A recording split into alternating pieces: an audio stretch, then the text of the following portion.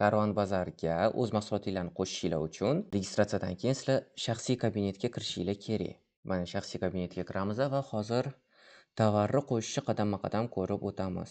Shaxsiy kabinetga kirgandan keyin do'konni boshqaruvi punktiga kiramiz. Uchta poloskali menyuni bosamiz va bu yerda mahsulotlar menyusi bor. Mahsulotlar menyusiga kiramiz. Mahsulotlar menyusiga kirganimizdan keyin mana bu yerda 3 ta kartinkamiz bor. Mana bu korobkani bosamiz. Korobkaga kirganimizda bu yangi mahsulotni qo'shish punkti bu. Mana mahsulotni qo'shish menyusiga keldik va mahsulotning nomi. Kelinglar biza ko'zdan qilingan koshlok misolida qo'shib ko'ramiz hozir. Birinchi mahsulotimizning nomini yozamiz. Buni klientlar ko'radi. Mana charm hamyon o'zbek tilida yozamiz biz hozir. Charm hamyon kojani koshlokka qo'shamiz. Narxi nech pul deymiz. Kelinglar misol uchun buni 150 ming deb olaylik. 150 ming. O'zini sof narxi 150 ming, sotish narxi skidka. Skidkada bo'ladigan bo'lsa, skidka narxini ko'rsatishingiz mumkin. Skidka narxini 100 ming. O'tga opisaniyasini yozamiz. Qisqacha opisaniya yozamiz. Qisqacha opisaniya yozamiz. Bu bo'lsa to'liq opisaniya, bu yerga to'liq tavsif yozamiz. Bu yerda eng muhim joyi birinchi bo'lib qo'yadigan rasmimiz bu uni obloshkasi. Fayllarni yuklashdan yangi rasm qo'shsak bo'ladi. Ich ochilganini qo'shib ko'ramiz. Mana bu obloshkasi bo'ldi. Kutib turamiz.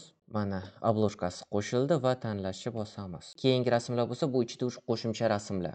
O'zingiz sotayotgan mahsulotingizni qo'shimcha rasmlarini ko'rsatsangiz bo'ladi. Bu yerda mana bir, mana bu yerda yana ikkita rasmni qo'shdik. Mijozlar kirganda sotilayotgan tovarni to'liq rasmini ko'rib tanlashi uchun. Bu yerda kategoriyalarni tanlaymiz. Biz bu koshlok aksessuarlarni tanlashimiz mumkin va sumkalar kategoriyasini tanlasak bo'ladi. Va bu yerda muhim joyi teglar. Teglarni 3 ta tilda yozishni maslahat beramiz. Bu yerda ruscha, o'zbekcha va albatta ingliz tilida. Unutmanglar, teglarni ingliz tilida qo'shish juda katta ahamiyatga ega, tak bizani saytimizda to'liq 3 ta tilda va qo'shimcha tillarda ishlab boradi yaqin kunlarda Xudo xolasa va imенно qo'shilgan ingliz tilidagi teglarga qarab sizga AQShdan, Kanada, Germaniya va boshqa davlatlardan mijozlar chiqadi. Bu yerda qiynaladigan bo'lsangiz, mana bu yerda yordamchimiz bor, yordamchiga kirasiz. Bu ChatGPT. ChatGPTdan srazu so'raymiz. 3 ta tilda rus, o'zbek va tillarida charm hamyon uchun teglar yozib ber. ChatGPT yordamchidan tovaringiz opisaniyasini yozishingizda ham foydalansangiz bo'ladi. Mana bizga tayyor yozib berdi. Endi buni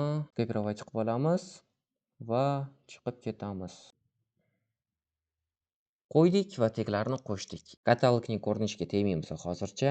Keyinchalik har bitta punkt uchun alohida obzor qilib chiqazamiz. Bizda funksiyalar juda ko'p. Qoralama qilib chernaga qilib saqlaningiz qilishingiz mumkin yoki ko'rib chiqish uchun yuboring. Bosasiz va moderatsiyaga tovaringiz opisaniyalar bilan ketadi. Moderatsiyadan bizdan tasdiqdan o'tishi bilan saytimizga qo'shiladi.